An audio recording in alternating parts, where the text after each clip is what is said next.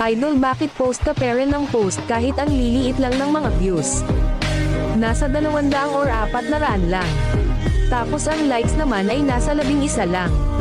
Idol, hindi ka ba napapagod? Oo nga idol, pero gusto ko kasing makabot ng 100k followers.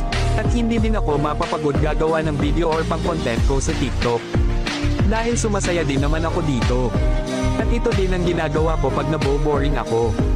Kahit ganyan lang kaliit ang mga views ko, magpo-post pa din ako hanggang maging FYP na ang mga video ko. Idol, bakit hindi ka nagla-live para naman dadami ang mga followers mo? Sa totoo lang idol, gustong gusto ko talaga mag-live, kaso ang CP ko naman ang problema.